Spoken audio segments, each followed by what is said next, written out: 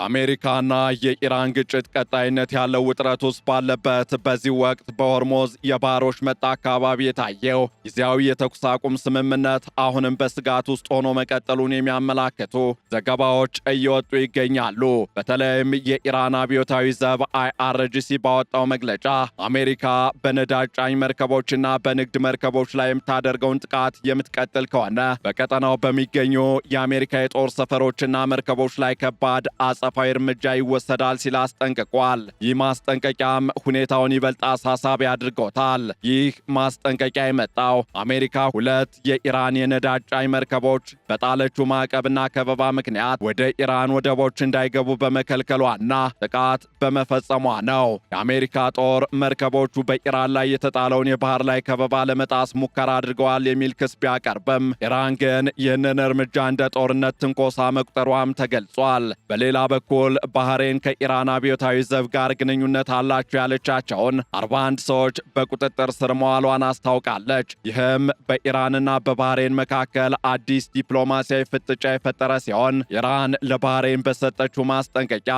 አሜሪካ ጎን መቆም መዘዝ እንደሚያስከትልና የሆርሙዝ የባህር ወሽመጥም ለፍጻሜው ሊዘጋባቸው እንደሚችል ገልጻለች። እናም በዕለቱ የዓለም አቀፍ ትንታኔ ዝግጅታችን የአብዮታዊ ዘቡ መግለጫን አንድምታና ዲፕሎማሲያዊ ጥረቶችን እንዲሁም ተያያዥ ጉዳዮችን ልንመለከት ወደድን። ከዓለም አቀፍ የትንታኔ ዘገባ ዝግጅቱ ጋር ታሪኩ ጋሹ ነኝ።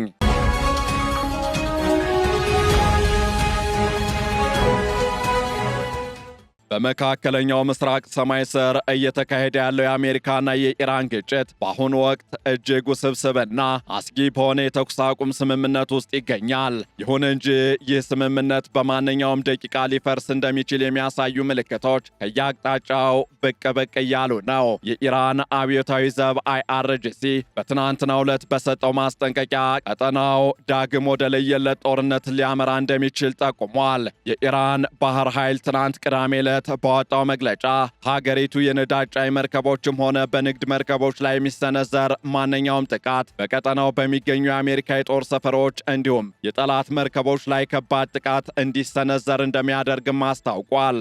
ይህ ማስጠንቀቂያ የመጣው አሜሪካ የኢራን ወደቦችን ለመዝጋት በጣለችው እገዳ ሳቢያ ሁለት የኢራን የነዳጅ ጫኝ መርከቦችን መምታቷን ተከትሎ ነው። ከዚህ ጋር ተያይዞም የዋሽንግተንና የቴህራን ፍጥጫ በሆርሙዝ የባህር ሰርጥ ላይ ያተኮረ ሲሆን ይህም ስምምነት ላይ ካልተደረሰ የዓለም የነዳጅ ገበያ ክፉኛ ሊናወጥ እንደሚችል ያሳየ ተደርጎ ተወስዷል። አሜሪካ በኢራን ላይ የጣለችው የባህር ላይ ከበባ እስካሁን 58 የንግድ መርከቦችን ከመንገዳቸው እንዲመለሱ ያደረገ ሲሆን 4 መርከቦች ደግሞ ከጥቅም ውጭ መሆናቸው ተነግሯል። ሆኖም የኢራን ብሔራዊ ደህንነት ኮሚሽን ሰብሳቢ ኢብራሂም አዚዚ ለጎረቤት ሀገር ባህሬን የሰጡት ማስጠንቀቂያ የጉዳዩን አሳሳቢነት ይበልጥ አጉልቶታል። ባህሬን የአሜሪካ 5ኛ የባህር ኃይል ጦር ሰፈር መኖሪያ በመሆኗ እንዲሁም በቅርቡ ከአብዮታዊ ዘቡ ጋር ግንኙነት አላቸው የተባሉ 41 ሰዎችን በቁጥጥር ስር መዋሏን ተከትሎ ኢራን ከአሜሪካ ጋር መወገን ከባድ መዘዝ ያስከትላል። የሆርሙዝ ሰርጥም የህይወት መስመር ነው። ይህም ለዘላለም በእናንተ ላይ እንዳይዘጋባችሁ ተጠንቀቁ ስትል ዝታለች። በዚህ መሃል ግን ዲፕሎማሲያዊ ጥረቶች ቀንና ሌሊት ሳይቋረጡ መቀጠላቸው እየተገለጸ ይገኛል። ከዚህ ጋር ተያይዞም የአሜሪካዊ የውጭ ጉዳይ ሚኒስትር ማርኮ ሩቢዮ ከኳታሩ ጠቅላይ ሚኒስትር መሐመድ ቢን አብዱልራህማን አልታኒ ጋር በሚያሚ ተገናኝተው በሰላም ጥያቄው ዙሪያ መክረዋል። ዋሽንግተን ጦርነቱን ለማቆም የሆርሙዝ ሰርጥን ክፍት ለማድረግና የኢራንን የኒውክሌር መርሃ ግብር ወደ ኋላ ለመመለስ የሚያስችል የውል ረቂቅ ወይም ደግሞ የመግባቢያ ሰነድ ለቴህራን አቅርባ ምላሽ እየጠበቀች ትገኛለች። የኢራኑ የውጭ ጉዳይ ሚኒስቴር ቃል አቀባይ እስማኤል ባጋይ በሰጡት ምላሽ ግን ሀገራቸው ለቀነ ገደብ ግድ እንደማይላት በመግለጽ የአሜሪካን ጫና እያጣጣሉት ይገኛሉ። ከዚህ ባሻገርም የሩሲያው ፕሬዝደንት ቭላዲሚር ፑቲንም ቢሆኑ በጉዳዩ ላይ ጣልቃ በመግባት የራሳቸውን መፍትሄ እያቀረቡ ነው። ፑቲን ኢራን ያበለጸገችውን ዩራኒየም ወደ ሩሲያ በማምጣት በቁጥጥር ስር እንዲሆንና ክትትልም እንዲደረግበት የቀረበው ሐሳብ አሁንም በጠረጴዛ ላይ መሆኑን ገልጸዋል። ይህ እርምጃ የኢራን ዩራኒየም የት እንደሚገኝና ምን ያህል እንደሆነ በዓለም አቀፉ የአቶሚክ ኢነርጂ ኤጀንሲ ቁጥጥር ስር እንዲውል በማድረግ እምነትን ለመገንባት ይረዳል ብለዋል። ዶናልድ ትራምፕ ከዚህ ቀደም የሩሲያን እርዳታ ውድቅ ቢያደርጉም ፑቲን ግን ሩሲያ ከአሜሪካ ይልቅ ለኢራን አስተማማኝ አማራጭ መሆኗን ደጋግመው አጽንኦት ሰጥተዋል። በሌላ በኩል ደግሞ የዶናልድ ትራምፕ ዛቻ አሁንም እንደቀጠለ ይገኛል። ኢራን የቀረበላትን ስምምነት ካልተቀበለች አሜሪካ ዳግም የለየለት የአየር ድብደባ እንደምትጀምር ትራምፕ አስጠንቅቀዋል። ከዚህ ጋር ተያይዞም የዋይት ሃውስ ቃል አቀባይ አና ኬሊ እንደገለጹት ኢራን በአሜሪካ የኢኮኖሚ ከበባ ምክንያት በቀን $500 ሚሊዮን እያጣች ሲሆን ትራምፕ ሁሉንም ካርዶች በእጃቸው ይዘዋል ሲሉ ገልጸዋል። ይሁን እንጂ የሲአይኤ ቅርብ ጊዜያት ትንተና የትራምፕን ንግግር የሚገዳደር ሆኖ ተገኝቷል። እንደ ሲአይኤ ትንተና ከሆነም ኢራን የአሜሪካን የባህር ላይ ከበባ ለቀጣዮቹ 4 ወራት የመቋቋም አቅም አላት። ኢራን ነዳጅን በባህር ላይ በሚንሳፈፉ መጋዘኖች በማከማቸት እንዲሁም በመሬት በኩል ወይም በጭነት መኪናና በባቡር በመካከለኛው እስያ በኩል ለማሸሽ እቅድ እንዳላትም ተጠቁሟል። ከዚህም በላይ ኢራን ከጦርነቱ በፊት የነበራትን የሚሳኤል ክምችት 70% አሁንም በእጇ እንደያዘች መረጃው አመላክቷል። የኢራን አመራሮች ይበልጥ ጽኑ እየሆኑ ነው። የአሜሪካን ፖለቲካዊ ፍላጎት ተቋቁመን እናልፋለን የሚል እምነት አላቸውም ሲሉ የደህንነት ባለስልጣናት እየተናገሩ ነው። ሆኖም በዚህ ውጥረት ውስጥ የፓኪስታኑ ጠቅላይ ሚኒስትር ሸህባዝ ሸሪፍ ሀገራቸው ሁለቱንም ወገኖች ለማቀራረብ ከፍተኛ ጥረት እያደረገች መሆኑን እየገለጹ ነው። ፓኪስታንና ኳታር እንደ መካከለኛ ወይም አደራዳሪ ሆነው እየሰሩ ሲሆን የኳታር የተፈጥሮ ጋዝ ጫኝ መርከብ በሆርሙዝ ሰርጥ በኩል ወደ ፓኪስታን እንድታልፍ በኢራን መፈቀዱ እንደ አንድ መልካም ጅማሮም እየታየ ይገኛል። ይህ እርምጃ ጦርነቱ ከተጀመረ ወዲህ የመጀመሪያው የጋዝ መርከብ ጉዞ ሲሆን ለዲፕሎማሲያዊ ጥረቱ ተስፋ ሰጪ ምልክት ተደርጎ ተወስዷል። ይህ በእንዲህ እንዳለ ብሪታንያና ፈረንሳይ የራሳቸውን የባህር ላይ ጥበቃ ስምምነት እያዘጋጁ እንደሆነም እየተገለጸ ይገኛል።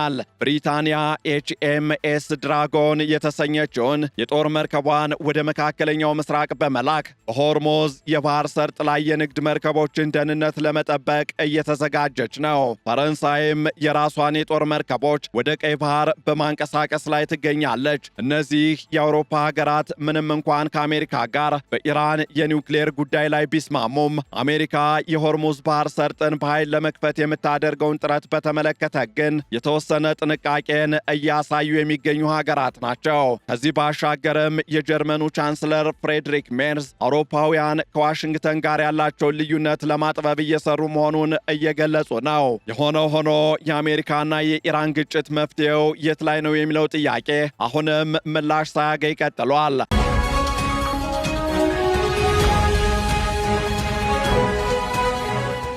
አሜሪካ በኢራን ወታደራዊ አቅም ላይ ኦፕሬሽን ኤፒክ ፊውሪ በሚል ከፍተኛ ጉዳት አድርሻለሁ ብትልም ኢራን ግን አሁንም በተባበሩት አረብ ኤማይሬቶችና በሌሎች የባህረ ሰላጤው ሀገራት ላይ ሚሳኤልና የድሮን ጥቃቶችን እየሰነዘረች ነው። የግብፅና የኳታር የውጭ ጉዳይ ሚኒስትሮችም ዲፕሎማሲ ብቸኛ መፍትሄ መሆኑንና ሁለቱም ወገኖች በኃላፊነት ስሜት እንዲንቀሳቀሱ እያሳሰቡ ነው። ከዚህ ባሻገርም የመካከለኛው ምስራቅ ሰላም በሆርሙዝ ሰርጥ ክፍት መሆንና በኢራን የኒውክሌር ስምምነት ላይ የተመሰረተ እንዲሁም የተንጠለጠለ ጉዳይ ሆኖ ቀጥሏል። የኢራን የአሜሪካ ኢኮኖሚ ከበባ ለወራት የመቋቋም አቅም እንዳላት መታወቁ ለዋሽንግተን ተጨማሪ የቤት ሥራ እየሆነ መጥቷል። የሩሲያ የዩራኒየም ማከማቻ ሐሳብ፣ የፓኪስታንና የኳታር ሽምግልና እንዲሁም የብሪታንያ የባህር ላይ ጥበቃ ጥረት ሁሉም ተዳምረው ጦርነቱን በድርድር ለመቋጨት የቀረቡ አማራጮች እንደሆኑም ይነሳል። ሆኖም የኢራን አብዮታዊ ዘብ ማስጠንቀቂያና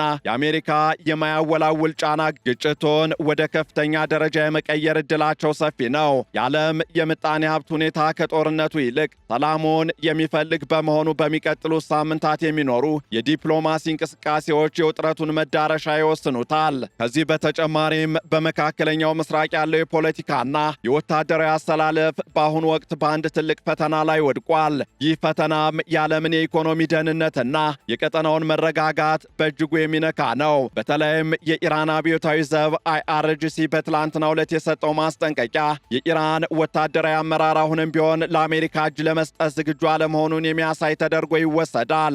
የአብዮታዊ ዘቡ ባህር ኃይል በመግለጫው ማንኛውም በሀገራችን ንብረት ላይ የሚሰነዘር ጥቃት በከባድ ያጸፋ እርምጃ ይመለሳል ማለቱ በሁለቱ ሀገራት መካከል ያለው የተኩስ አቁም ምን ያህል ደካማ እንደሆነ ፍንትዋ አድርጎ ያሳያል። አሜሪካ በኢራን ላይ የጣለችው የባህር ላይ ከበባ የኢራንን ምጣኔ ሀብት ለማዳከም የታለመ ቢሆንም የኢራን ምላሽ ግን በኃይል የታጀበ እንደሚሆን ፍንጭም ሰጥቷል። ከዚህ አልፎም የባህሬን ጉዳይ ሌላው ትኩረት የሚስብ ነጥብ ሆኖ እየተነሳ ይገኛል። ባህሬን ከአብዮታዊ ዘቡ ጋር ግንኙነት አላቸው በሚል 41 ሰዎችን ማሰሯ በኢራን ዘንድ እንደ ትልቅ የጦርነት ቅስቀሳ ተቆጥሯል። ኢራን ባህሬንን ስታስጠነቅቅ የሆርሙዝ ሰርጥ ለዘላለም በእናንተ ላይ እንዳይዘጋባችሁ ተጠንቀቁ ማለቷ ኢራን ሰርጡን እንደ ወታደራዊና ምጣኔ ሀብታዊ መሳሪያ ለመጠቀም ያላትን ፍላጎት ያሳያል። ይህ ቀን በቀን ከዓለም የነዳጅ ፍጆታ ውስጥ 1/4ኛው ነዳጅ የሚያልፍበት መስመር በመሆኑ የዚህ መስመር መዘጋት ዓለም አቀፍ ቀውስ መፍጠሩ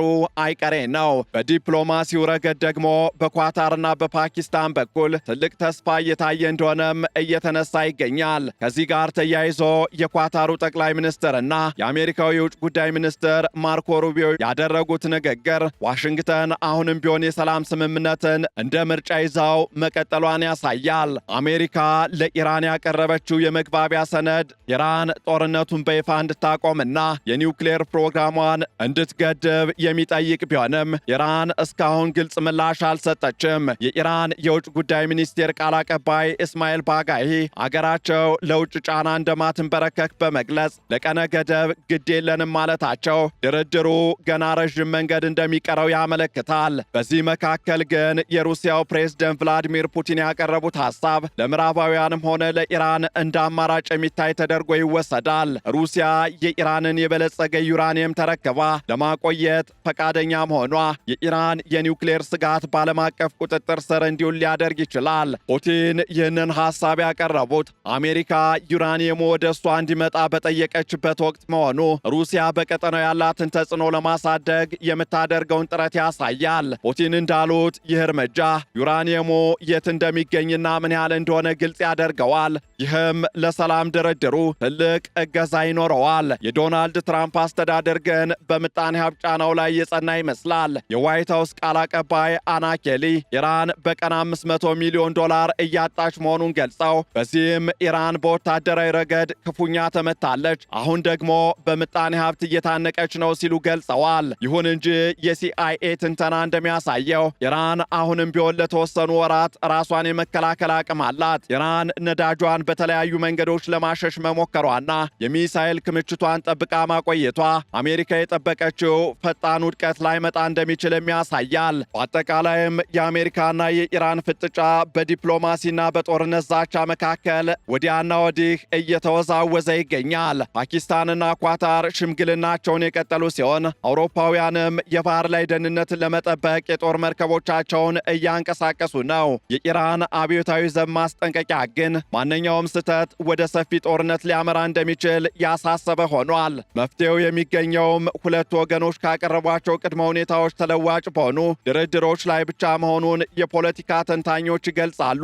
ከዚህ ጋር ተያይዞ ኢራን በባህር ላይ ያለውን ከበባ ለመቋቋም ያላት አቅም እንዲሁም አሜሪካ ያላት ወታደራዊ የበላይነት በጠረጴዛ ዙሪያ እስካልተገጣጠሙ ድረስ በሆርሙዝ ሰርጥ ላይ ያለው ውጥረት የሚቀጥል ይመስላል። በመጨረሻም የተለያዩ መረጃዎች እንደሚያመለክቱት ከሆነ በመካከለኛው ምስራቅ ያለው ወቅታዊ ሁኔታ እጅግ አሳሳቢ ደረጃ ላይ ደርሷል። በኢራንና በአሜሪካ መካከል ያለው ጦርነት በአጭር ጊዜ ውስጥ ይቆማል ተብሎ ቢታሰብም በተግባር ግን ሁለቱም ወገኖች አሁንም ለበለጠ ግጭት ዝግጁ ሆነው ተገኝተዋል። የኢራን አብዮታዊ ዘብ ማስጠንቀቂያ፣ የአሜሪካ የኢኮኖሚ ከበባ፣ የሩሲያ የዩራኒየም ማከማቻ ሐሳብና የሌሎች ሀገራት የሽምግልና ጥረት ሁሉም ተዳምረው የቀጠናውን የወደፊት ዕጣ ፈንታ ይወስናሉ።